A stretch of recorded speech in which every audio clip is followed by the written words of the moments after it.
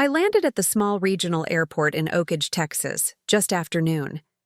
My boots felt heavier than my duffel bag, even though I had been lugging that thing across Iraq for the past year.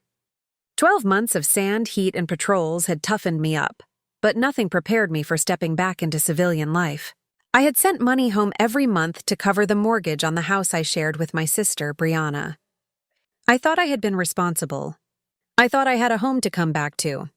I ordered a taxi from the airport app. The driver, a man in his 50s with a faded ball cap, didn't ask a single question. He just looked at my uniform and gave me a nod that said, "Thanks for your service," without words. The drive took about 30 minutes. Oak Ridge looked the same on the surface. Gas stations, diners, kids on bikes. I tried to relax in the back seat, thinking about a real shower, my own bed, and maybe a hug from my niece and nephew. When we turned onto my street, I noticed the curtains drawn in my front window. That was odd. Brianna loved keeping the blinds open, showing off the new curtains she'd bought last year. The taxi slowed to a stop in front of the driveway. My stomach dropped. 3 bags sat on the sidewalk next to the mailbox. My duffel bag from the army, my old rolling suitcase, and a plastic tub with a cracked lid that I used for storing winter uniforms. For a moment, I didn't move. The driver asked if this was the right address. I nodded, paid him, and stepped out. The Texas sun hit me in the face like a wall. On top of the largest bag was an envelope. White, crisp, my name written in Brianna's fancy handwriting. No welcome home sign. No kids running out to greet me, just 3 bags and a note.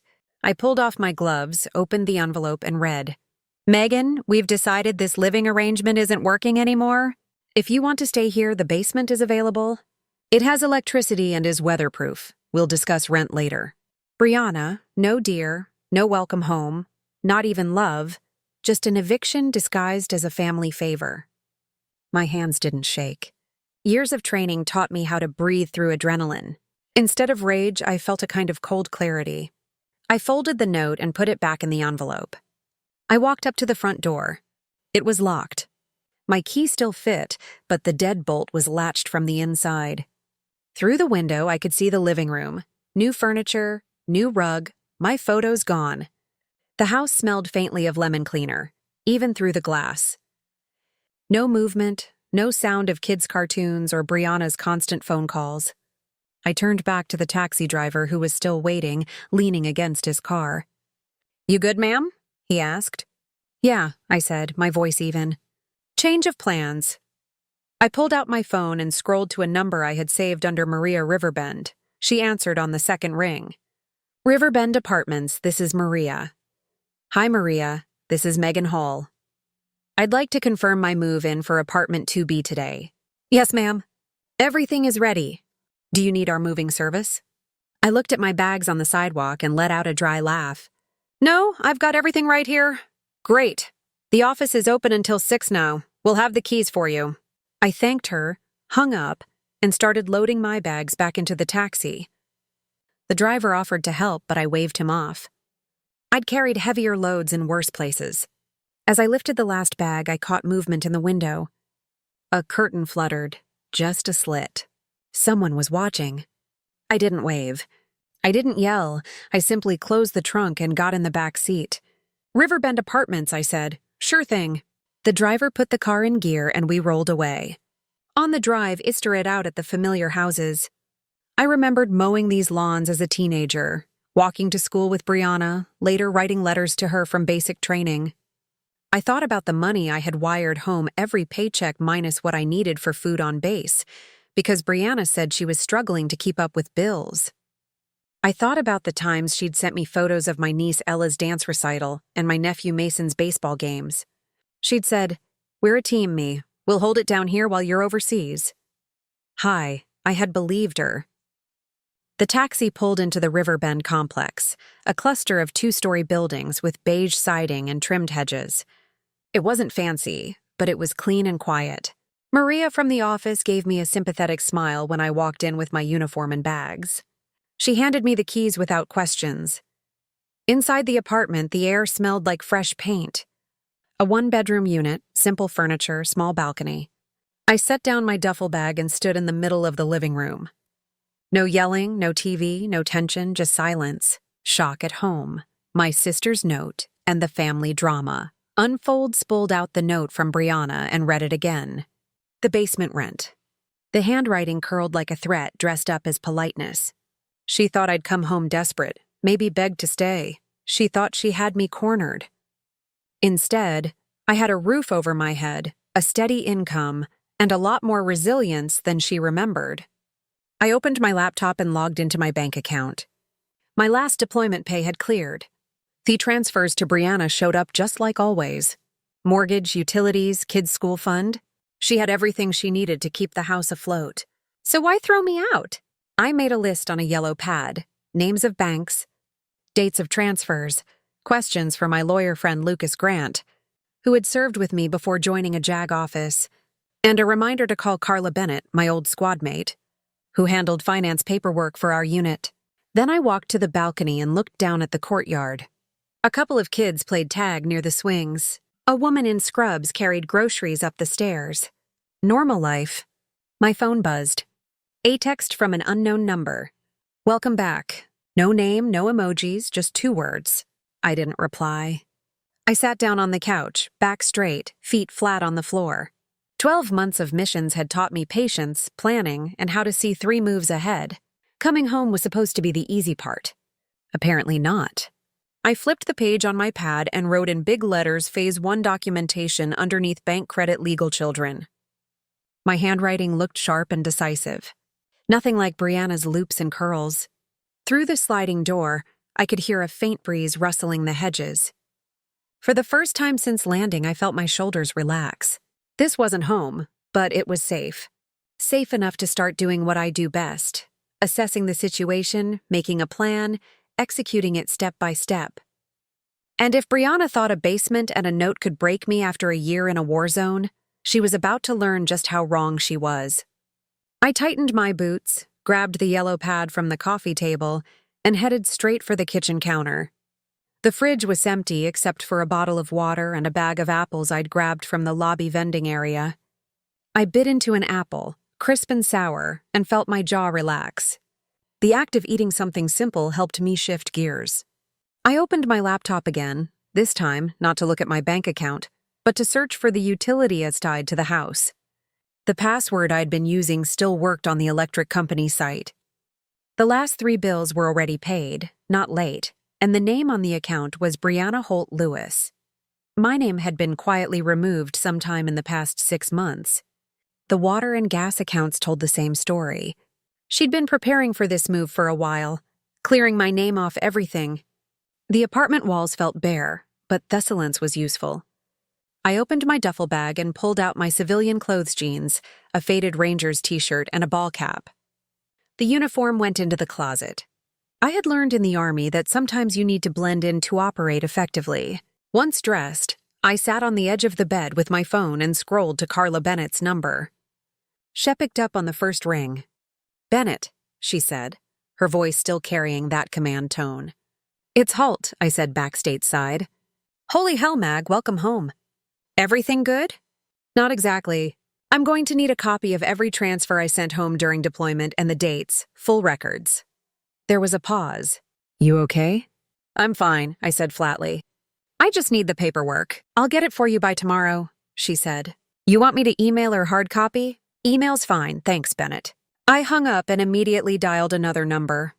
This one for Lucas Grant. He answered with a lazy draw but sharpened up when he recognized my name. "Captain Holt, heard you rotated back. How's freedom?" "Busy," I said.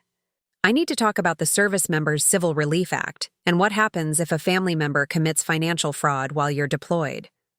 "That's specific," he said. "You want me to swing by?" "Not yet. Just tell me if freezing credit and bank accounts is an option while I sort things out." "It is," he said. "And if your sister used your name for anything without permission, that's identity theft. You're protected, but you have to move fast before she drains anything else." "I'm already on it," I said. When I ended the call, I felt my shoulders square. I wasn't a guest in my own life anymore. I had a mission. I walked out to the balcony. The air smelled like cut grass. Kids' laughter floated up from the courtyard. Ordinary sounds that reminded me of why I'd been sending money home so Ella and Mason could have a normal childhood. I took out my phone and scrolled to Scott's number. My thumb hovered over the call button. Scott was a good man. A bit quiet strategy. A female soldier plans her own revenge story, soft-spoken. The kind who worked overtime to keep his head above water. I had liked him from day one, but he was also Brianna's husband. Calling him now without proof would just cause a fight I couldn't afford. Instead, I opened the Notepad app and typed a list. Contact Bank und freeze credit. Request Carla's records. Cross-check mortgage payments. Look up kid's school account. I saved the note and put the phone down. The apartment felt like a staging area before a big OP quiet stripped down, everything in reach. I pulled a folding chair to the small table and started sorting my mail. Most of it was deployment paperwork forwarded from base. In the middle of the stack was a letter from my bank welcoming me back and reminding me of enhanced security features. The timing was almost funny.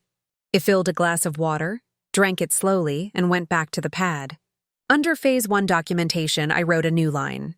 No contact with Brianna until proof secured. It was the same principle wooed overseas. Gather intelligence before making a move. My stomach growled. I hadn't eaten since the airport. I threw on my cap and walked out to the parking lot. The Texas sun hit harder than I remembered. My car was still in long-term parking at the airport, so I'd have to use my boots for now. There was a diner a block away. Inside, the smell of fried food and coffee wrapped around me. I ordered a cheeseburger and fries, sat at the counter, and kept my eyes on my phone. The waitress, a young woman with a name tag reading Tina, set the plate down and gave me a curious glance. "Your Army?" she asked. "Reserve?" I said. She smiled. "Well, welcome back," I nodded. Her kindness made me feel the weight of everything I wasn't saying. While eating, I opened the mortgage app. My login still worked. The balance looked lower than I expected. Good news at first glance. Then I saw the last 3 payments were marked paid by external account. Not my account, someone else's. I screenshotted everything, emailed it to myself, and added it to a folder titled House. Oh. When the burger was gone, I left cash on the counter and stepped back into the heat. Across the street, a sign advertised, "Free credit report checks." I filed it in my mind for later. Back at the apartment, my phone buzzed with a new email from Carla. She was fast. Attached all transfers from 15 June to 15 June next year. Let me know if you need certified copies. I opened the PDF. Rows and rows off payments, each labeled support household. Total over $28,000 sent during deployment. I saved it to the same folder and backed it up to a thumb drive. The clock on the microwave read bot 17 p.m. The kids would be home from school soon. I pictured them running through the door asking for snacks, their backpacks hitting the floor. I wondered what Brianna had told them about me. I shut down the laptop, placed it in my duffel, and sat at the table. The apartment was still and warm. I let out a slow breath, the kind we used before going into a building overseas. My hands didn't shake. My thoughts were clear. I reached for the envelope again, the one from the sidewalk. The paper was still crisp. Reading it a third time didn't change the words. Basement rent. We've decided. The plural bothered me. We, Brianna and Scott, or Brianna alone speaking for both. The sound of a lawnmower drifted in from somewhere nearby. I stood, walked to the sink, and poured myself another glass of water. My reflection in the window showed someone who'd been through a lot, but wasn't done yet. I went back to the yellow pad and drew a small box at the bottom of the page. Inside, I wrote, "Tomorrow, bank branch in person. Ask about signatures. Under that, call Lucas for formal steps." Then I closed the pad and slid it into my backpack. The apartment light shifted as the sun started to dip, casting longer lines across the floor. I shut the blinds and turned on the overhead lamp. The room brightened instantly. Steady and practical. I pulled out my phone one more time and typed a message to myself. Stay calm, stay focused. Collect proof. Then I locked the screen and set it face down. The quiet stretched out. Not uncomfortable, but expectant, like the pause before a move you've been planning for a long time. I pulled my backpack over my shoulder and headed out of the apartment before the sun came up. These streets of Oakage were almost empty at that hour. A bakery truck made its rounds and sprinklers hissed across a nearby lawn. Moving early had always been my habit overseas. Less traffic, fewer eyes. The bank branch opened at 7. I was there at 6:45, sitting in my car digging for truth, discovering the hidden financial betrayal with the engine off. When the doors unlocked, I went straight to the counter and asked for the branch manager. A tall man named Eric greeted me with a handshake. His eyes flicked to my military ID. "Captain Holt, thank you for your service. How can we help you?" "I need to review any accounts, cards, or loans connected to my name and address," I said, "and I need to place a fraud alert on my credit." He led me to a private office. A young teller joined us with a laptop. For the next 30 minutes, they went line by line through my records. My main checking account was untouched, my savings intact, but 3 credit cards had been opened under Megan L. Holt with my old address and a different phone number. Balances in the thousands. Minimum payments made from an account not in my name. I kept my voice even. "Print everything." "I'll sign whatever you need," Eric nodded. "We'll freeze these accounts immediately, and I recommend contacting the credit bureaus." "Already on my list," I said. By the time I walked out of the bank, the Texas sun was high and bright. I had a folder of documents under my arm and a new determination in my chest. At 9, I parked at a quiet coffee shop on the edge of town and pulled out my phone. Carla's PDF glowed on the screen. I highlighted each transfer and matched it to the bank records. Every month, the same pattern. Money out, nothing accounted for except the mortgage. But the mortgage had been paid by someone else for 3 months. I opened a new spreadsheet and began entering the data, names, dates, amounts. In Iraq, we called it prepping an intel packet. Here it was just paperwork, but the skill set was the same. When the spreadsheet was complete, I took a photo of the screen and texted it to Lucas. "Call me when you can." He rang back within 5 minutes. "I looked at your file." He said, "This isn't sloppy bookkeeping. This is deliberate. If she used your identity during deployment, it's a federal issue. You're covered by SCRA and the Identity Theft and Assumption Deterrence Act." "Tell me what to do first," I said. "Change every password, freeze your credit, close any joint accounts, and document everything. I'll draft letters for the bureaus and the mortgage company. We can also file a police report, but you'll need proof that she opened these cards." "I'll get it," I said. "You always do," he replied, then hung up. I sat in the car a moment longer, phone in my hand. In the distance, a freight train blew its horn. I remembered nights overseas when that sound came from supply convoys. ITHAD meant backup and resources. Here, it just meant I wasn't alone in moving parts around. By midday, I was back at the apartment with a grocery bag of essentials and a new prepaid phone. I placed my old phone in a drawer and turned it off. The new one would be for calls I didn't want Brianna to intercept. I changed every password I had. Bank, email, social media, 2-factor authentication on everything.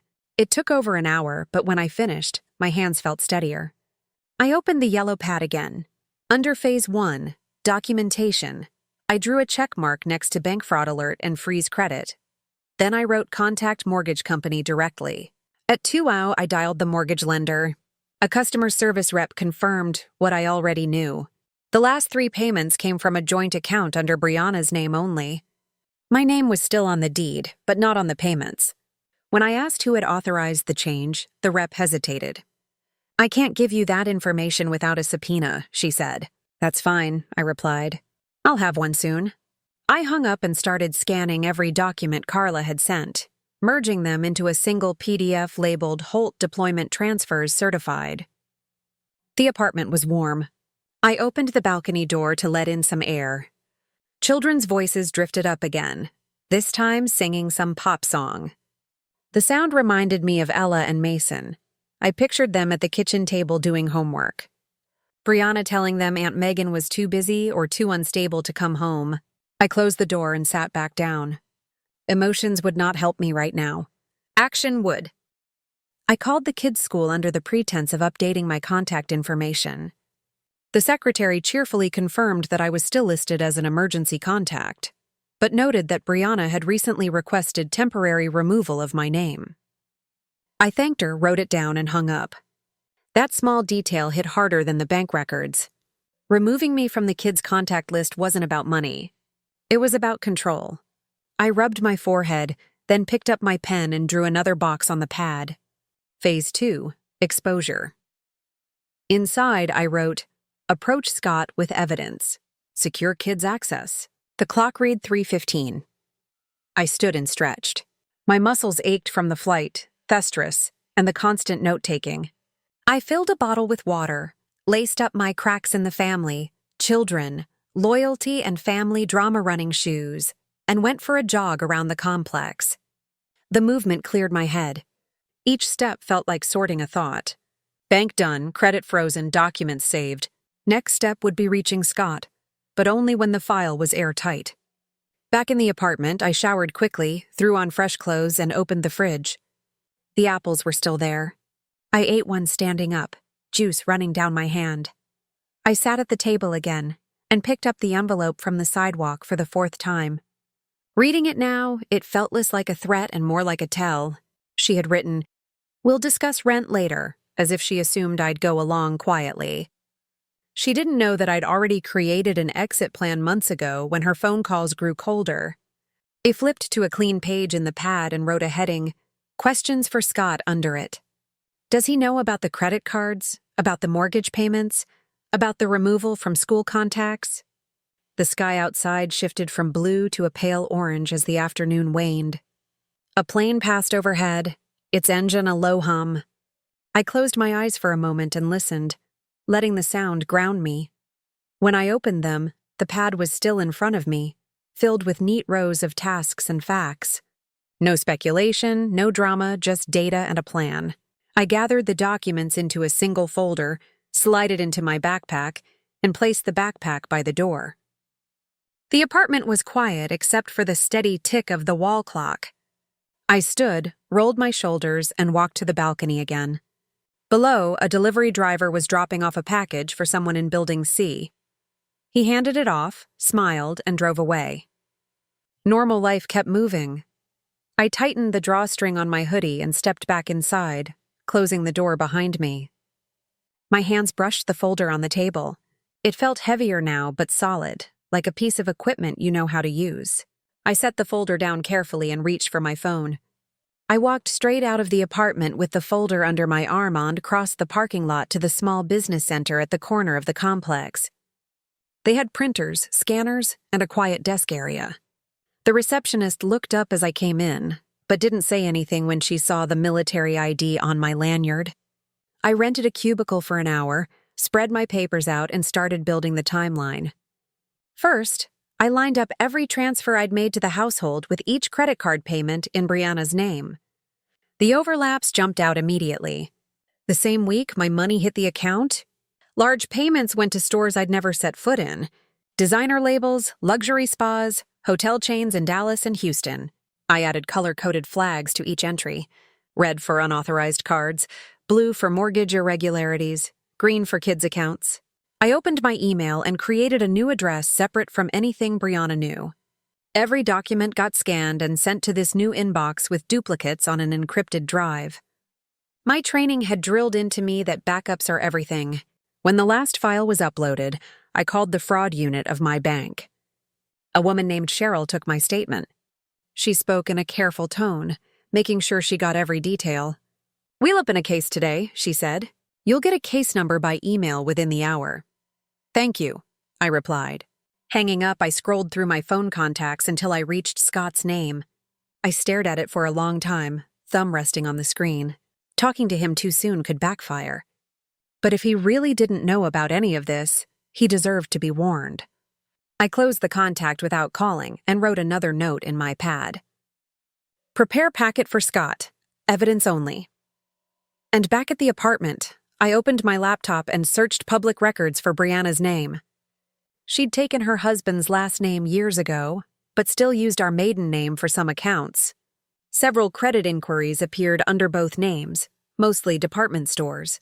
One line made me stop. An application for a personal loan listing me as a co-borrower. The date was 6 months into my deployment. The loan had been denied, but the application alone was enough to show intent. I printed the record and slid it into the folder. My phone buzzed. A text from Lucas. "Draft letters ready. Want me to file police report?" "Not yet," I typed back. "Need to secure access to kids first." I stood and stretched. The walls of the apartment seemed closer now, but not in a bad way, more like a command post filling with intel. At noon, I grabbed my car from airport parking. Driving it felt strange after so long in armored trucks. I went to a coffee shop and made 2 sets of everything. One for me, one for Lucas. Then I stopped at a notary to have my signature verified on a fraud affidavit. The woman behind the counter raised her eyebrows at the stack of papers, but stamped them without comment. The gathering evidence, turning military discipline into family justice errands, kept me moving until late afternoon. When I finally sat down again in the apartment, the sky outside was turning gold. I poured a glass of water and looked at the folder, now thicker with evidence. The plan on my yellow pad was nearly all checked off. I opened the school's website with the login I'd been using for years. Still worked. Lunch balances, field trip fees, all paid by me before I left. I clicked on emergency contacts. My name had been marked inactive last month. No explanation. I took a screenshot and added it to the folder. The more I clicked, the clearer the pattern became. Brianna had been quietly removing me from every point of contact, bills, property, kids, while spending my money and building a narrative about me being absent or unstable. I set the laptop aside and went to the kitchen. The fridge door creaked when I opened it. I pulled out an apple, cut it into slices, and ate them standing at the counter. The crunch and tartness kept my mind clear. I pulled the envelope from my pocket again. The handwriting looked smug now. She had written "we" as if speaking for Scott, but the paper trail told a different story.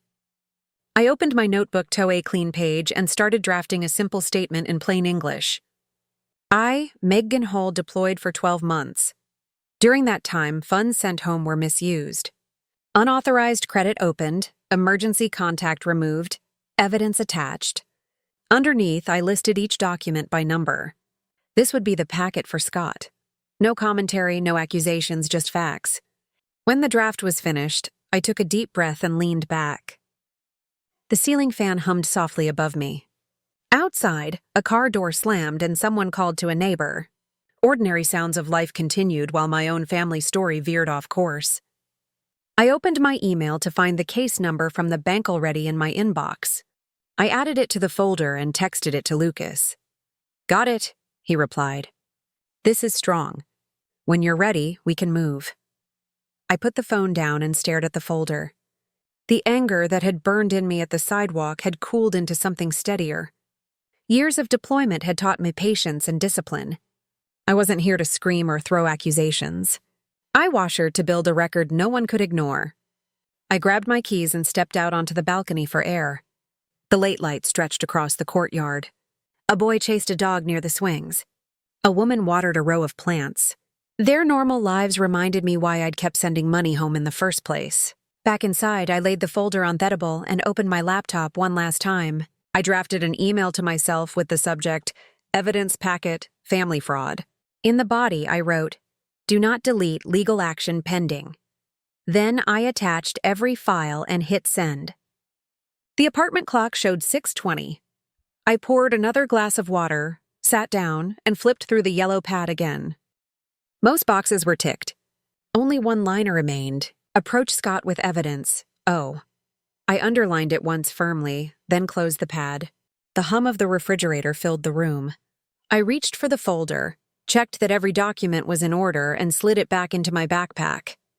The weight felt different now, less like a burden and more like a tool I was trained to use. I sat quietly for a moment, hands resting on the table, eyes on the closed balcony door. I parked my car 2 streets over from my old house and sat with the engine off. The windows were down, and the smell of cut grass mixed with gasoline from a neighbor's mower drifted in. I watched for a few minutes. Scott's pickup was in the driveway. A school bus rolled up and Ella and Mason hopped off. Backpacks bouncing, they ran up the walk and disappeared inside without hesitation. I picked up my phone, scrolled to Scott's number, and finally pressed call. He answered on the 3rd ring, his voice tired but polite. "Hey, Megan, you're back." "Yeah," I said. "I'm in town. Can we meet somewhere quiet? I have some things you need to see. No drama, just facts." There was a pause. "Sure, the kids have soccer practice at 4 a. I can meet you at Pinerest Cafe before then." "Good." I'll bring documents, I said. 2 hours later, we sat across from each other at a small corner booth. The cafe smelled of coffee and cinnamon rolls. Scott looked worn out, dark circles under his eyes. Hestel had his work boots on. I slid the folder across the table without a word. He opened it slowly, flipping through each page. Bank statements, credit card applications, school contact screenshots. His face changed from confusion to disbelief to anger. Is this real? He asked quietly. Every line I said, all dated, all documented. Everything I sent home. Everything she spent. Everything she changed. He rubbed his forehead. She told me you'd been acting unstable. That you wanted to pull your support and leave us hanging. That's why she moved your stuff. She said you had another place lined up public confrontation. My sister exposed in front of everyone because you didn't want to live with us anymore. She's building a story, I said evenly. That's why she took me off the kids' contact list and off the bills. She's trying to erase me from your household records so she can say I'm not involved. Scott turned a page and stared at a hotel receipt. This is in Dallas. She said she was at a business seminar. Action. I didn't respond. He flipped another page. A spa package in Houston. A credit card under my name. A rejected loan. He set the folder down and looked at me. Why would she do this? I don't know, I said. But now you do. He leaned back, eyes unfocused. I've been working 60 hours a week thinking we're broke. She's been telling me the kids' school accounts were low. You've been covering them. Every time she said they were short, I said. He exhaled slowly. God, my waitress came by and refilled our waters. Scott didn't notice. He was still staring at the folder like it might change if he looked hard enough. I pulled out a smaller envelope and slid it to him. Inside were screenshots of the kids' school accounts and the emergency contact changes. He opened it, scanned the pages, and his jaw tightened. She took you off everything, he said. She's isolating you, I said. Same playbook she used on me. You're next. Oh, why? Scott closed the envelope and pushed it back. What do you want me to do? I don't want anything, I said. But you need to know where your money's going and who's making decisions for your kids. He nodded slowly. I'll look at our mail tonight. We left the cafe without a handshake or hug. He carried the folder like it might burn him. Driving back to the apartment, I kept my mind steady. The goal wasn't to convince him of anything, but to hand him facts. What he did with them was up to him. At the apartment, I sat down at the table and wrote a short note in my pad. Scott has packet. Reaction, shock. Monitor actions. Under that, I listed 3 next steps. Secure my credit further. Monitor kids' welfare. Prepare legal options. The phone buzzed an hour later. A text from Scott. A blurry photo of a jewelry receipt. Found this in mail, not ours. Over $2,000, another photo followed. A credit card statement with a balance over $8,000. I replied, document everything. Take pictures. Don't confront yet. Okay, he wrote back. I set the phone down and rubbed my eyes. It wasn't satisfaction I felt, but a kind of grim clarity. The cracks were showing. That evening, I drove to a public park on the far side of town. Families were grilling, kids playing. I walked the path alone, letting my steps match my breathing. I'd always liked the structure of movement. It helped sort thoughts into action. When I returned to the apartment, I opened the yellow pad and drew a fresh box. Phase 3, control access. Inside, I wrote, Breeze Joint Utilities. Notify school of updated contact info. Consult Lucas for next filings. My laptop chimed with a new mail. It was from Lucas. Affidavit ready. Police report template attached. You're building a strong case. I saved it without answering. There would be time for that later. The apartment felt cooler now. I opened the balcony door and leaned on the railing. Below, a couple walked their dog past the playground. The everyday life of strangers kept my head clear.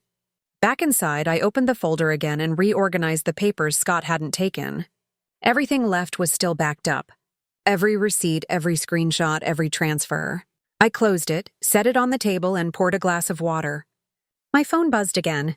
Another text from Scott, there's more mail. Credit cards I've never seen. Should I cancel them? Freeze accounts, I typed back. Call the banks tomorrow. Change passwords done, he replied. I placed the phone face down and stared at the ceiling for a moment. The plan was moving. No shouting, no drama, just facts landing where they needed to land. I went to the kitchen, sliced another apple, and ate it slowly. The sound of the knife on the cutting board felt solid and practical. Then I sat back at the table, pen in hand, and wrote a single line on the pad. Prepare next steps with Lucas once Scott confirms full scope. The page looked clean, the handwriting steady. The hum of the refrigerator and the muted sounds from the courtyard blended into a background rhythm. I glanced at the folder one more time, then pushed it aside and opened my laptop. A blank document waited on the screen. The cursor blinking, I began typing a simple factual outline of everything discovered so far, line by line, date by date, with no commentary. It would be ready if anyone official needed it. When the full revelation, secret plans and hidden affairs, come to light outline was saved, I closed the laptop and rested my hands flat on the table. The apartment light cast a steady glow, not harsh, not soft, just enough to see clearly. I exhaled once, slow and controlled, then reached for my phone again. I drove to Lucas's small office on the edge of downtown just after sunrise. The parking lot was empty except for his old sedan. Inside, the waiting room smelled faintly of coffee and printer ink. Lucas came out from his back office wearing a shirt with rolled-up sleeves. He held up a folder thicker than mine. "You've been busy," he said, closing the door behind me. "I don't like being caught off guard," I replied. We sat at his conference table and compared documents. I laid out the bank statements, credit card applications, school records, and screenshots. Lucas matched them with his draft affidavit and letters to the credit bureaus. His notes were neat, every citation highlighted. "You've already frozen your credit?" he asked. "Yes, and Scott is starting to freeze the accounts on his end." Lucas nodded. "Good. We'll send these letters certified today.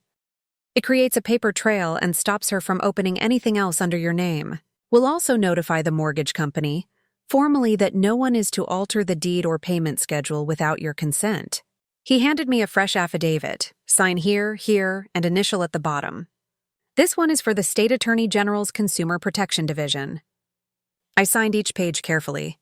Years of paperwork in the Army had trained me to read every line before I put pen to paper. Lucas leaned back in his chair. "What's your goal?" "Criminal charges, civil suit, custody for Scott, house back. My goal is truth on paper, I seed. Everything else will follow." "That's the soldier in you talking," he said with a small smile. "All right, we'll do this by the book." When I left his office, a stack of certified letters sat ready for the post office. The morning air felt cool on my face. I drove straight to the post office, mailed every envelope with tracking numbers, and kept the receipts in my folder. Then I went to a local copy shop and scanned each stamped envelope for my records. By late morning, I was back at the apartment. Scott had sent another text overnight. Photos of more credit card mailers and a store account he'd never heard of. I replied with a short instruction. "Keep all envelopes sealed. Take photos. Don't confront yet." I set my phone on the counter and opened my laptop. A spreadsheet filled the screen with rows of transactions. I added the new items Scott had sent. Red cells for unauthorized charges grew like a rash across the page. Next, I opened a new tab and went to the county property records. My name was still on the deed as primary owner. Brianna had tried to file a modification of occupancy form, but it had been rejected for missing signatures. I downloaded the rejection notice and added it to the folder. I stood and stretched. The apartment felt like a war room now. Maps replaced by spreadsheets. Intel reports replaced by bank statements. The prepaid phone rang. It was Scott. His voice was low and tense. "She's out running errands." I went through the mail drawer. "There are 4 cards in your name. 2 maxed out, 2 still open. She's been paying minimum from my account without telling me. Photograph everything." I said front and back, then put it all back exactly where it was. "I did? What about the kids? She's been talking about moving them to a private school." "Oh, what?" "Hold off on any changes until we've got everything documented," I said. "I'm filing with the credit bureaus and the mortgage company. Once the freeze is in place, she can't open new credit under my name. We'll handle the rest step by step." Scott exhaled audibly. "Okay, I'm with you." "Good," I said. I hung up and wrote another note in my pad. Scott cooperating, cards photographed, kid school move pending. The day stretched into afternoon. I made a simple lunch peanut butter sandwich and an apple and date at the table while reviewing each document. My hands moved automatically. Open file, scan, save, backup. At 3, I drove to the bank branch again, this time to meet with the fraud investigator Cheryl had assigned to my case. Her office was small but tidy, a bulletin board covered in compliance notices. She shook my hand firmly. "Captain Holt, thank you for coming in. We've confirmed 3 credit cards opened under your name during deployment. We've frozen them and placed a permanent alert on your profile. We'll send you affidavit to sign for each case." "Good," I said. "I'll sign whatever you need." She slid a stack of papers across the desk. "Also, the mortgage company flagged a payment discrepancy. Because you're the primary on the deed, you can request a full audit." I signed the affidavit and requested the audit on the spot. When I returned to the apartment, the sun was midnight collapse, the turning point in this family revenge story. I placed the new affidavit into the folder and backed them up on my drive. Then I sat down with my yellow pad and ticked off another set of boxes. Certified letters sent, bank fraud affidavit signed, mortgage audit requested.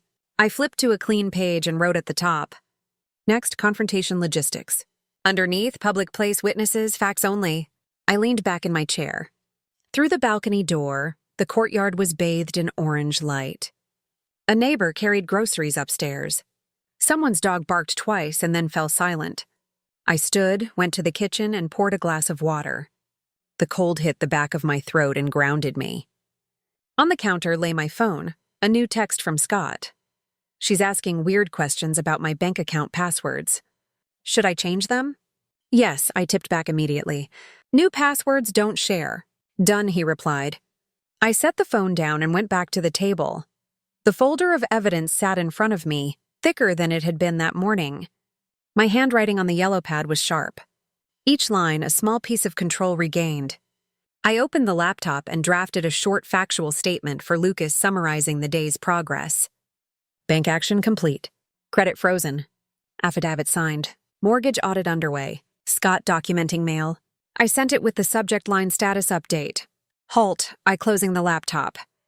I rested my hands flat on the table. The hum of their refrigerator blended with faint voices from the courtyard. Everything around me looked ordinary, but the paper in front of me told a different story. I stacked the documents neatly, slid them into the folder, and placed it beside my backpack. Then I took a slow breath, rolled my shoulders back, and looked at the balcony door as the last of the sunlight edged across the floor.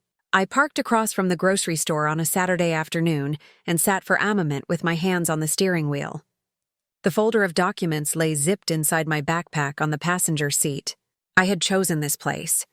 Carefully, bright daylight, plenty of people, security cameras, no shouting matches behind closed doors, just facts. When I stepped out of the car, the heat of the asphalt rose through my boots. I slung the backpack over my shoulder and walked inside, picked up a basket, and moved through the aisles like any other shopper. I filled it with bread, milk, and a bag of apples, things I could actually use later. My heartbeat stayed steady. Years of patrols had trained me for controlled breathing under stress. As I approached the checkout, I spotted her near the front window. Brianna stood stiffly by a row of carts, sunglasses on, hair pulled back. She wasn't looking at the produce or the magazines, she was waiting. I paid for my groceries, thanked the cashier, and pushed the cart toward the exit. When I reached the parking lot, she stepped out from behind a pillar. "You've been busy," she hissed, voice low but sharp. "I can't believe you're poisoning Scott against me after everything I've done for that family." I kept my tone even. "Step away from the cart. You're making a scene." She moved closer instead. "Don't play innocent. You think you're going to waltz back from deployment and take over? Not happening. I've been holding this house together while you were off playing soldier."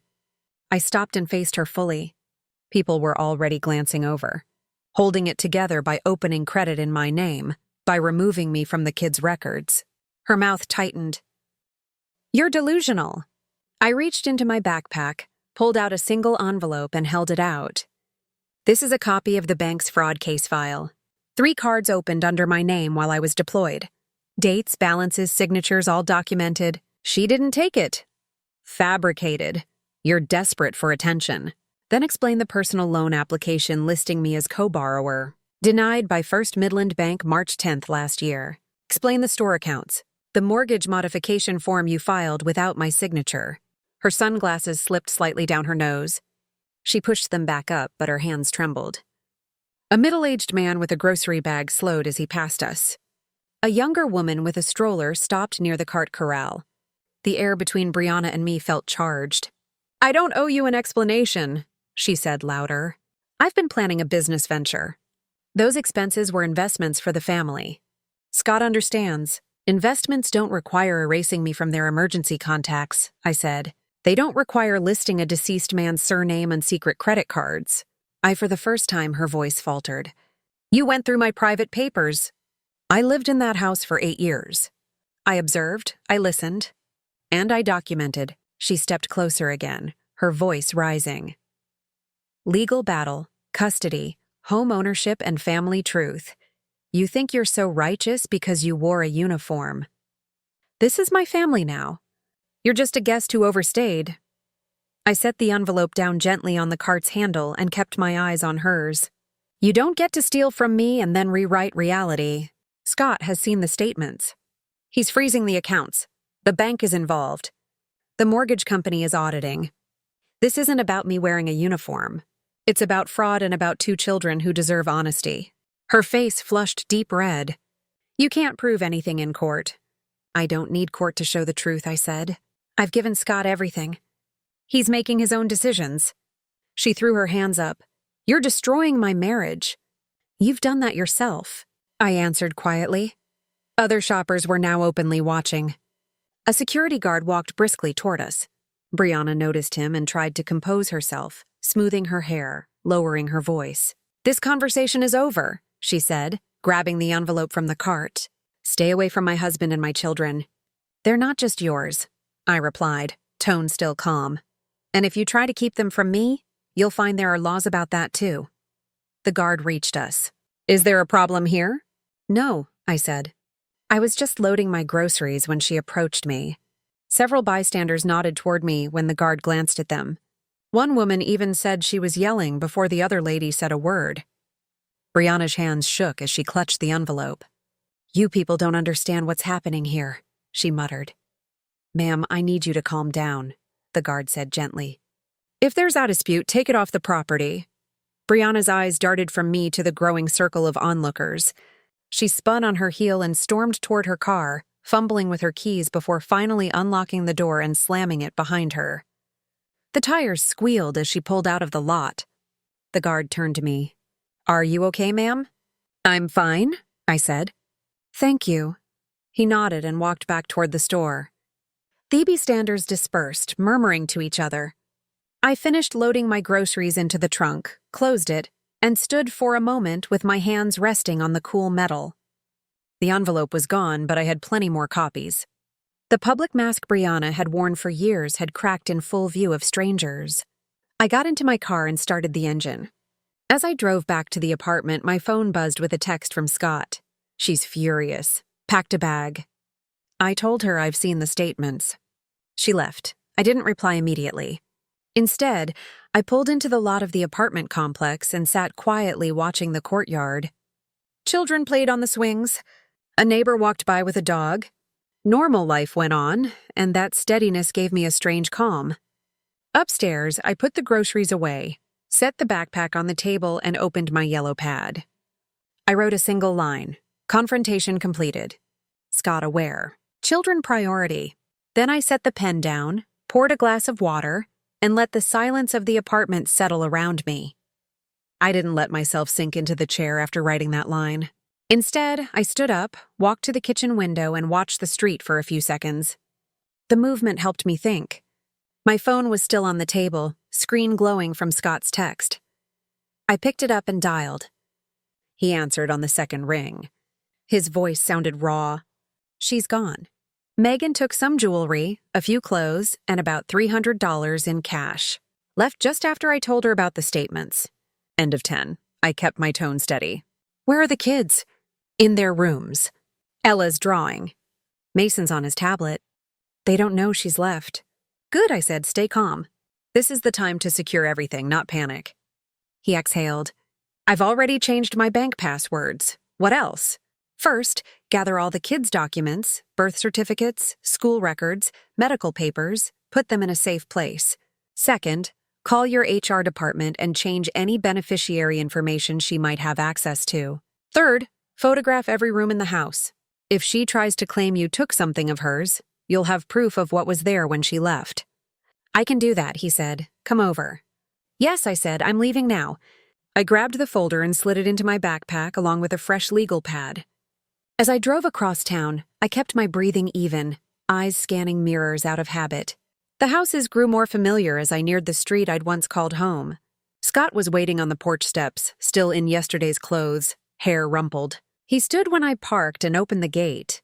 Kids are inside, he said. We went straight to the kitchen. The place looked the same, but felt different. A little quieter, a little less tense. Scott poured coffee into 2 mugs. His rebuilding lives, a female soldier's path beyond family drama hands trembled. I feel like an idiot, he said. All these years I thought she was managing things. You were working 60-hour weeks, I said. You trusted your wife. That's not idiotic. He rubbed his forehead. The kids keep asking where she went. What do I tell them? The truth they can handle. I said that mommy needed some time away and that they're safe. Stability first, details later. Hen nodded. Okay. I set the folder on the table and opened it to the new affidavit. Here's where we stand. Bank fraud case open. Credit accounts frozen. Mortgage audit underway. You've got photos of the cards and mail. Next step is custody protection. Debt. Custody. Here repeated. You're the parent who's been present, working, providing. You've got evidence of her financial misconduct. File for temporary custody to prevent her from removing the children from school or state. He swallowed hard. How? I've already spoken to an attorney, I said. Lucas has a colleague who specializes in family law. We can get you an emergency hearing within days. Scott leaned back in his chair. God Mayella appeared in the doorway holding a marker. Her stained drawing. Aunt Megan, he smiled. Hi, sweetheart. She came over and hugged my waist. Are you staying for breakfast? Yes, I said. But first, we're going to make sure everything's okay. Scott watched as I knelt to look at her picture. A rainbow over a house. That's ours, she said proudly. It's beautiful, I told her. Why don't you go show Mason? We'll make pancakes in a little bit. She ran off, ponytail bouncing. When she was gone, I turned back to Scott. This is why you need to act quickly but calmly. They need to see you steady. He nodded. Tell me what to do. We moved through the house room by room. He gathered the children's documents while I photographed closets, drawers, and valuables. We found a stack of nursing home brochures in a desk drawer along with printed emails about waiting lists, exactly as I'd suspected. I took pictures of those too and added them to the folder. By mid-morning, the paperwork was secured in a lockbox in Scott's bedroom closet. I sat at the kitchen table and drafted a simple statement for him to use with his HR department and bank. My spouse has left the residence. Please restrict access to all joint accounts until further notice. Scott read it aloud, then signed.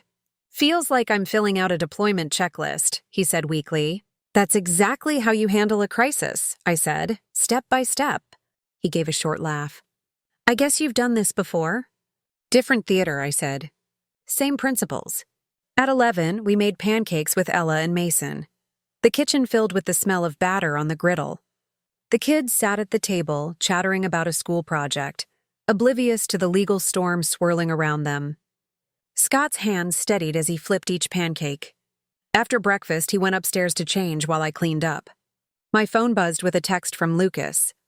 Family law attorney ready to file emergency petition Monday morning. Need Scott's signature? I texted back. We'll have it by end of day. When Scott came down, he looked more composed. He signed the petition paperwork and gave me the necessary identification copies. I scanned them on my phone and sent them to Lucas immediately. Next, we called the children's school. Scott asked that all pickup authorizations be restricted to himself and me until further notice. The secretary confirmed the change. I jotted the time and name of the person who handled the call. The day passed in tasks like that, methodical, documented. Each step was a small piece of control reclaimed. By late afternoon, the living room looked like a command post. Paper sorted, phone numbers on sticky notes, photos uploaded. Scott sat on the couch, with Mason curled against him watching a cartoon. Ella colored on the floor. I closed my folder and took a slow sip of water. "You're in a strong position now," I said quietly. "Everything's documented, accounts secured, kids safe." Scott nodded without looking away from the screen. "I don't know how to thank you. Focus on the children," I said. "That's thanks enough." The sun shifted through the blinds, casting soft stripes across the room.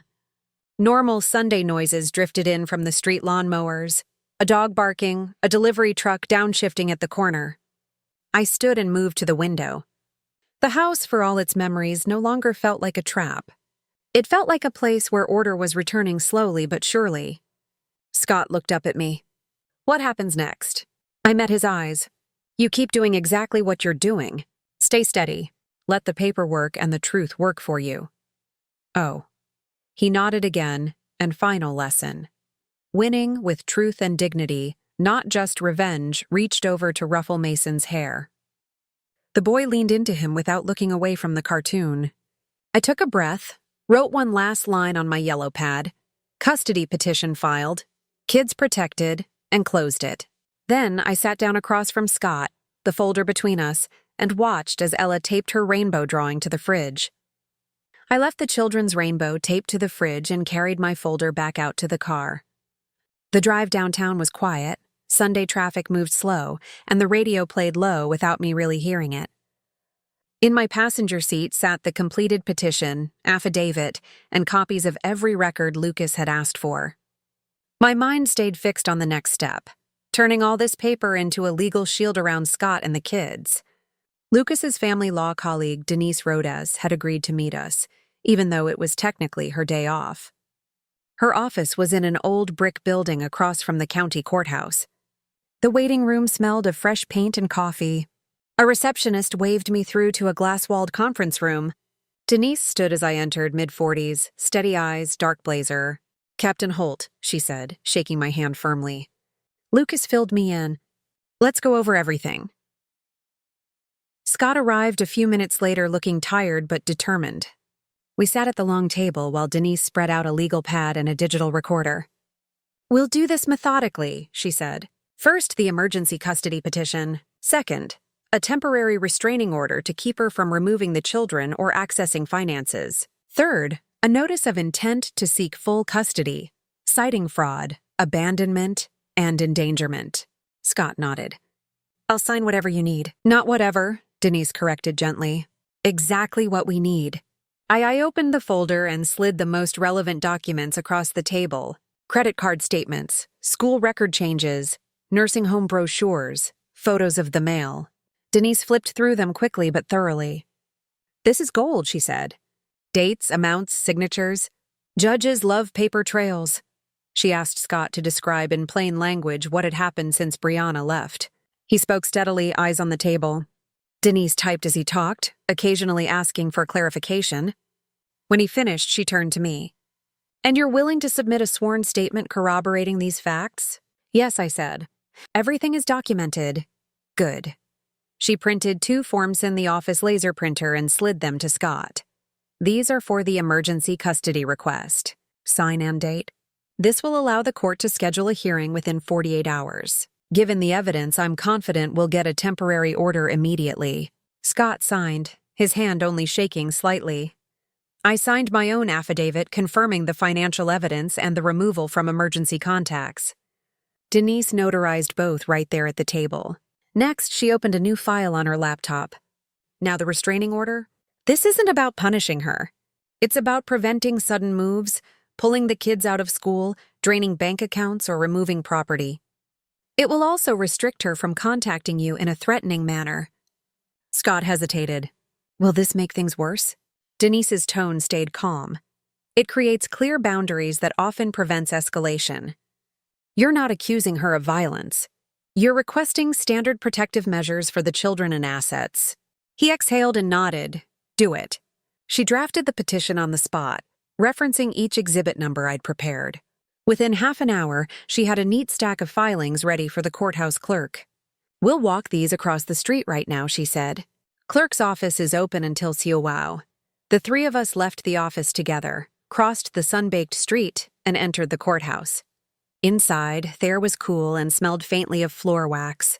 We passed through a metal detector and up to the clerk's window. Denise handed over the petitions with practiced efficiency. The clerk stamped each page with a heavy thunk. Your emergency hearing is set for tomorrow morning at 9, Ma, the clerk said. Judge Hayes, here's your docket number. That Denise thanked her, took the stamped copies, and handed one set to Scott. You'll both appear, she said. Megan, your affidavit is already in the file. All you need to do is be available for questions. Scott stared at the papers in his hands. Tomorrow morning, he murmured. Yes, Denise said. The system moves fast in emergencies. We walked back out into the sunlight. Scott looked at me. I don't know how you're keeping so calm. Training, I said. One task at a time. I back at his house. The kids were in the backyard with the neighbor's teenage daughter who sometimes babysat. Scott thanked her and sent her home with cash. Then he closed the back door and leaned against it. They've been asking again, he said softly. I told them Mommy had to go on a trip. That's fine, I said. We'll keep it simple until there's something official to explain. He rubbed his face. What if she shows up tonight? Then you call the police and show them the stamped petition. I said it puts you on solid ground until the hearing. He nodded slowly. Okay. I sat at the kitchen table and pulled out my yellow pad. Under next steps, I wrote, prepare for hearing. Bring originals of all exhibits. Support Scott with kids present. Scott poured himself water and sat across from me. Do you think the judge will believe me? The judge will believe the documents, I said. Your job is to stay steady and answer questions honestly. His shoulders relaxed a little. You make it sound simple. It isn't simple, I said. It's clear. He gave a faint smile. Clear. I can do. Wes spent the next hour organizing everything for court. I labeled each exhibit with a number and a sticky note. Scott rehearsed answering basic questions when he discovered the cards. How long Brianna had been gone. What steps he'd taken to secure the children. Ella wandered in with a book and climbed onto my lap. Aunt Megan, are you going to sleep over? Maybe tonight, I said. Would you like that? She nodded solemnly. It's quiet when you're here. I hugged her lightly. I like being here too. Mason appeared at the doorway holding a toy tank. Look what I built, he said. That's awesome, I told him. You're good at building things. He grinned and ran off again. When the kids were occupied, Scott lowered his voice. If she fights this, will they still let me keep the kids? You're their primary caregiver right now, I said. She left voluntarily. Judges look at stability first. You're stable. You have evidence. Focus on that. He nodded, eyes clearer now. The afternoon drifted into evening with the calm rhythm of preparation papers stacked. Kids fed. Bedtime routine followed. Scott read them mastery while I washed dishes. The house felt lighter without the constant tension of Brianna's criticism. After the children were asleep, Scott and I sat at the kitchen table one more time. I slid the neatly labeled exhibits back into my folder. You should get some sleep, I told him. I don't think I can, he admitted. You don't need to sleep long, I said. You just need to be steady tomorrow. Eat breakfast, dress clean, bring the kids if you have to. Judges noticed composure. He ran a hand through his hair. I still can't believe this is happening now. You're doing what you have to do, I said simply. He looked at me across the table. Thank you. I mean it. I closed the folder and stood. Let's get everything by the door so it's ready for the morning. We stacked the petitions, affidavit, and exhibits into a single briefcase.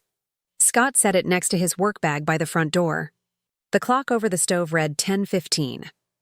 I wrote one last line on my yellow pad, emergency hearing scheduled, exhibits prepared, and slipped it back into my backpack. Then I poured 2 glasses of water and handed one to Scott. He raised it slightly like a small toast, and Weboth drank.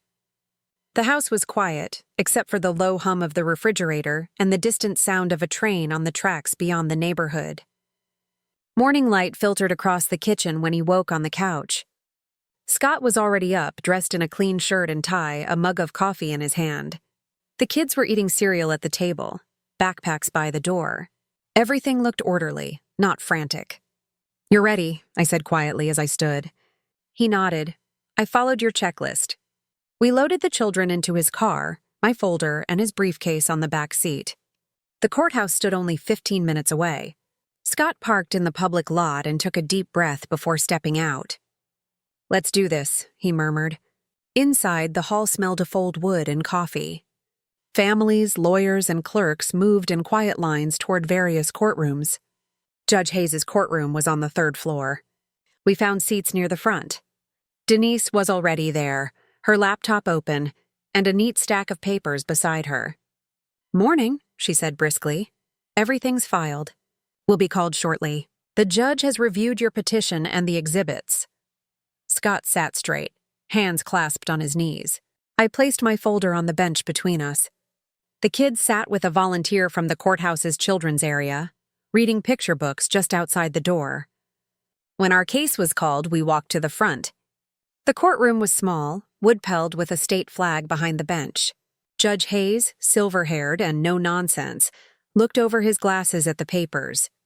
"Mr. Holt," he said, "this is your emergency petition for custody and protective order." "Yes, Your Honor," Scott answered, voice steady. Denise spoke next. "Your Honor, we have sworn affidavit and exhibits documenting financial misconduct, identity fraud, and attempted removal of the children from emergency contacts by the respondent who's voluntarily left the residence. We're asking for temporary custody and an order restricting access to joint accounts and to the children pending a full hearing." Judge Hayes turned to Scott. "Is the respondent present?" "No, Your Honor," Scott said. "She left the residence 2 days ago." The judge tapped a pen. "I've reviewed the petition and exhibits. Captain Holt, you've provided the supporting affidavit." "Yes, Your Honor," I said. He nodded. "All right. I'm granting temporary sole custody to Mr. Holt effective immediately. The respondent is prohibited from removing the children from the state, from accessing joint accounts without consent, and from altering school or medical records. This order is valid until the full hearing on the date specified." Denise handed him a prepared order. He signed it with a flourish and passed it back to the clerk. "File this and provide certified copies to petitioner," he said. Scott's shoulders sagged slightly as he exhaled. Denise placed the signed order in a folder and handed it to him. "Keep this with you at all times," she whispered. Judge Hayes looked up again. "Mr. Holt, do you have any questions?" "No, Your Honor," Scott said quietly. "Then we're done," the judge replied. Court adjourned. We stepped out into the hallway. The kids ran up and hugged Scott's legs. He crouched down and kissed their heads, holding the signed order in one hand like a lifeline. Denise closed her laptop. "That's the first step," she said. "Full hearing will finalize custody, but this protects you now. Stick to the order. Keep documenting everything and you'll be fine." Scott shook her hand. "Thank you. Really?" She smiled briefly. "Just keep your cool." We walked out into the sunlit courtyard of the courthouse. Scott squinted at the sky. "Feels different," he said. "It is different," I told him. "Now you're not reacting. You're in control. End of crate." We drove back to his house, stopping for coffee and sandwiches on the way. At the table, Scott laid the certified order next to the rainbow drawing on the fridge. "This is for them," he said, glancing at the kids playing in the yard. "Yes," I said. The rest of the morning became practical tasks. Scott called the children's school to fax a copy of the order and confirm the pickup restrictions. He sent a copy to his HR department and to the bank. He also called his insurance provider to update beneficiaries. Each call ended with a note on the yellow pad I kept open in front of him. While he worked, I scanned the signed order and added it to my own secure folder. Then I drafted a simple schedule for him. Mornings, work hours, after-school pickup, bedtime routines. Keeping everything consistent would help the children feel safe and would impress the court. Around noon, Scott hung up the phone and sat back. "Everything's notified," he said. "School, bank, insurance. I even called the pediatrician." "Good," I said. "That closes the loopholes." He rubbed his face. I expected to feel triumphant. Instead, I just feel tired. "That's normal," I said. "You've been in survival mode. Now you're in maintenance mode." He gave a small laugh. "You talk like a field manual." "I am a field manual," I said with a grin. The kids came in for lunch. Ella chattered about her art project. Mason showed off his toy tank again. The house felt almost normal. No shouting, no tension, just the sound of children being children. After they'd eaten and gone back outside, Scott lowered his voice. What if she comes back and tries to take them anyway? You show her the order, I said. If she refuses, you call the police immediately. You're on legal ground now. You're not the one at risk. He nodded, eyes on the signed papers. He stood and began stacking the empty plates. Let's keep all the documentation in one binder, I said. That way, if an officer shows up or a court asks, you have everything ready. He fetched a 3-ring binder from a desk drawer, and together we slid the exhibits into plastic sleeves, labeled each tab, and inserted the order at the front. When we were done, the binder looked like a mission briefing book, concise, organized, undeniable. Scott closed it and set it up right on the counter. This is what peace looks like, isn't it? It's what accountability looks like, I said. The afternoon sunlight slanted through the windows. The house felt open and quiet. Even the dog, usually restless, lay stretched on the rug, snoring softly. Scott poured himself water and leaned against the counter. I keep thinking about how close I came to believing everything she said about you. If you hadn't documented it all, I cut them off gently. What matters is you see it now. The kids see you steady. That show you rebuild. He looked at me for a long moment, then nodded. We both moved to the back door and watched Ella push Mason on the swing set. Their laughter floated across the yard, clear and unforced. Scott exhaled. They'll be okay, he said. Yes, I said. They will. Inside, I wrote another line on my yellow pad. Temporary custody granted, protections in place. Binder prepared and closed it. The page was nearly full now. Each item a step toward stability. Scott turned from the window and sat at the table again. What now? You keep following the plan. I said, keep records. Keep routines.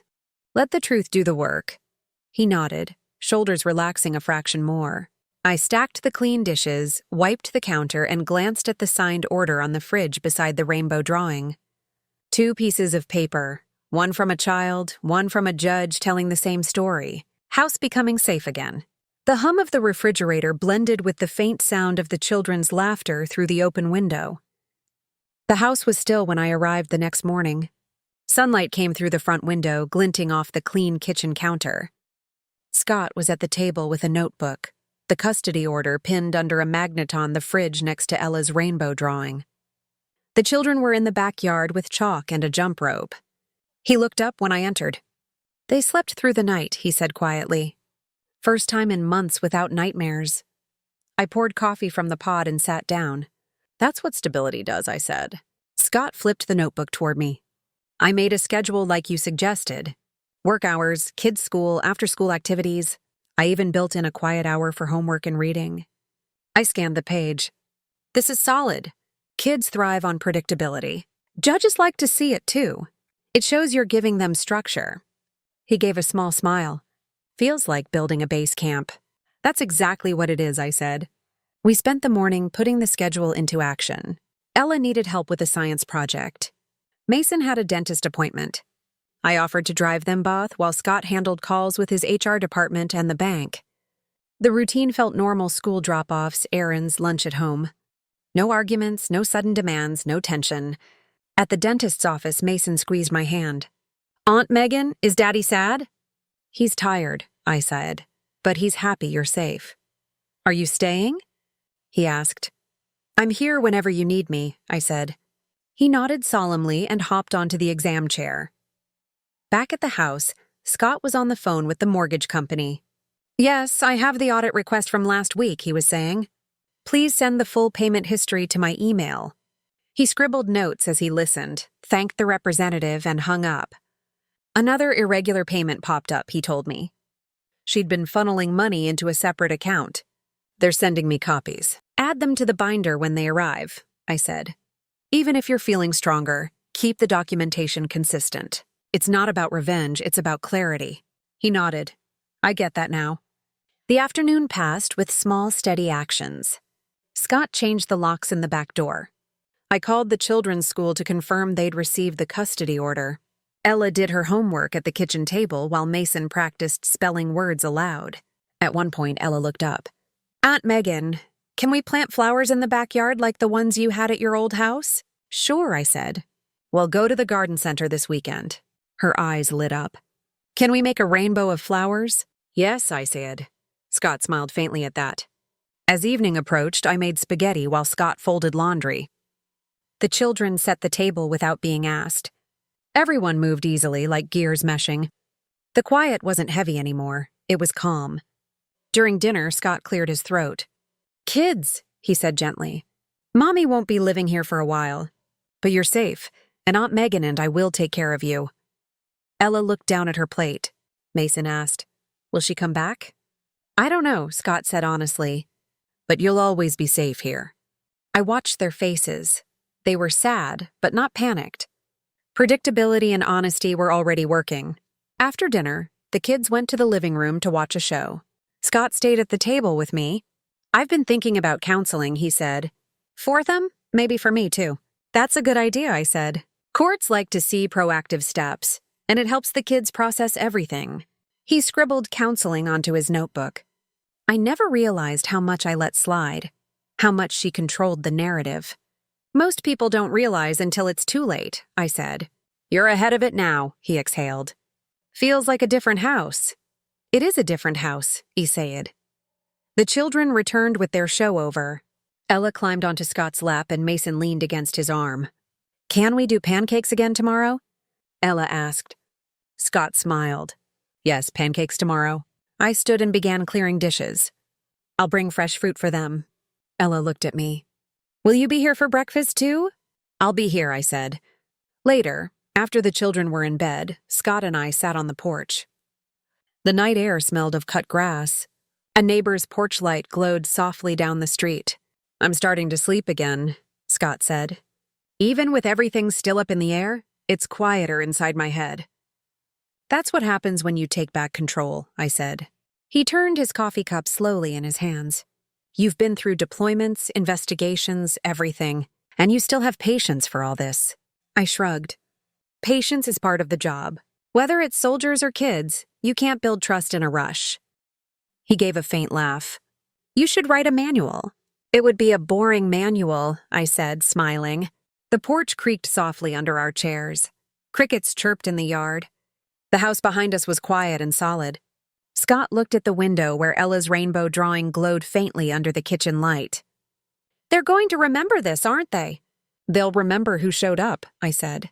He nodded slowly. Then I'll keep showing up. I closed my yellow pad after writing one last line. Routine established, kids informed, counseling planned, and slid it back into my bag. The page looked full, but the space around us felt open. Inside, the refrigerator hummed softly. A steady sound in a house finally regaining its rhythm. The smell of pancakes filled the kitchen again the next morning. Ella stood on a chair, stirring batter while Mason set forks and napkins. Scott flipped each pancake with calm movements, not rushing, not snapping. The kitchen window was open and a cool breeze moved through the room. I poured juice into glasses and watched the scene. The same house that had once felt tense and cramped now felt open. It wasn't about my return. It was about honesty replacing manipulation. After breakfast, Scott gathered the children at the table. We're going to the park today, he said. Afterwards, we'll meet someone from the counseling center to talk about feelings. Ella asked. Will Aunt Megan come too? Yes, Scott said. Well loaded into the car with a picnic basket and the kids' bikes. The park was green with early summer grass. Mason pedaled ahead while Ella followed on her scooter. Scott spread a blanket under a tree. I sat down with him, my folder in my lap, even though I didn't need it here. They'll meet with a child counselor twice a week, Scott said quietly. I'll see a separate one myself. Denise says it looks good to the court and it's good for us. It's good for them, I said. And for you. A breeze lifted the corner of the blanket. We watched the children loop around the path, laughing freely. The sound was steady, not forced. Scott leaned back on his hands. I filed the updated beneficiary forms and changed every password. The mortgage company sent Methy audit. Brianna took nearly $12,000 out before she left. There's a warrant for her to answer to the fraud case. Denisa thinks the divorce will be straightforward. Paperwork takes time, I said. But the big work keeping them safe, you're already doing. He looked at me. I wouldn't have known where to start without you. You're doing it now, I said simply. We spent the day at the park. Ella insisted on showing me every flower. Mason tried to race me on his bike and laughed when I jogged behind him. Scott took photos on his phone. None of it looked like a staged happy family moment. It looked like a family adjusting to reality and finding a rhythm. At lunchtime, we sat on the blanket eating sandwiches. Ella held up her drawing from the day before.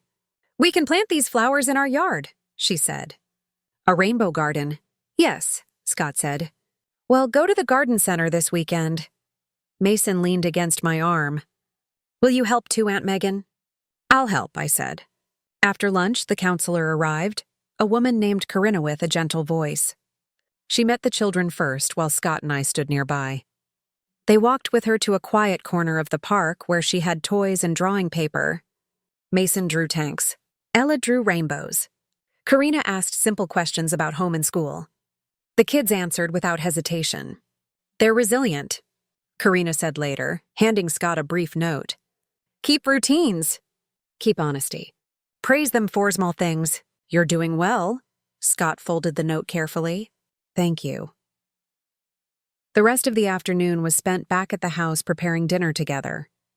The children helped chop vegetables while Scott grilled chicken on the patio. The dog lay nearby, tail thumping lazily.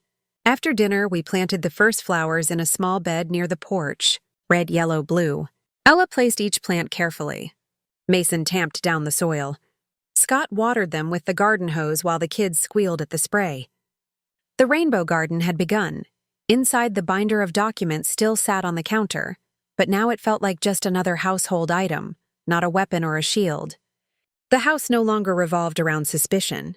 It revolved around meals, homework, bedtime stories, and small plans for the weekend. When the children were in bed, Scott and I sat at the kitchen table. He opened the binder and flipped through it one last time.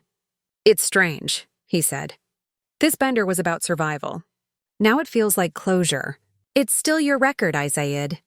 Keep it until everything is finalized, but you're already living the life you want to protect. And two," he closed the binder and set it aside. "I keep thinking about what you said that some people confuse control with love." She did. I let her. "Not anymore," I nodded.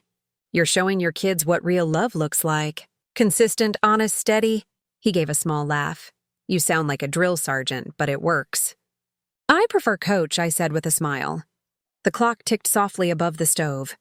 Outside, a train passed in the distance. Scott reached across the table and squeezed my hand. "I'm sorry you had to go through all this just to come home." "I'm not," I said. "Coming home and telling the truth saved us all. You did the hard part listening." He looked down, eyes wet but steady. "Thank you." I stood and poured 2 glasses of water. We drank in silence for a moment. The hum of the refrigerator was steady, the house quiet. In the morning, there would be pancakes again, school drop-offs, counseling sessions, garden planting. The schedule wasn't a performance for court. It had become the real rhythm of their lives. I wrote one last line on my yellow pad. Stability established, family routine solid, new life underway, and closed it. The pad was full now. Page after page of careful steps from the moment I'd found my bags on the sidewalk to this kitchen filled with calm. I set it beside Ella's rainbow drawing on the fridge. 2 records of the same story, one in a child's colors, one in an adult's handwriting, each marking how a family had gone from manipulation to honesty without losing its warmth. The flowers outside the Porsche waited for more colors. The house was quiet but alive. Scott washed the last plate, dried his hands, and smiled faintly at the sound of his children breathing softly upstairs. No speeches, no dramatics, just a family finally standing on steady ground. When I think back to the moment I stood on the sidewalk staring at my bags, it feels like another lifetime. At the time, it looked like humiliation. In reality, it was the first clear signal that I needed to act. All the training, discipline, and patience the Army had drilled into me ended up being the same tools that let me protect my family without screaming or scheming. Scott is not just functioning now. He's present. The kids laugh more than they cry. The rainbow garden outside is slowly filling with color, and the binder that once documented every betrayal now sits untouched because there's nothing left to hide. I didn't get revenge by striking back. I got it by refusing to play along with lies. by showing that steady truth will outlast manipulation every single time. This is what real family revenge stories are to me. Not throwing punches or plotting sabotage, but standing your ground with facts, patience, and dignity until the mask falls off on its own. It's proof that you can come back from the hardest places, even a war zone abroad or a quiet war at home, and still build something honest and warm. And if you're reading or watching this wondering if it's possible, let our story show you that it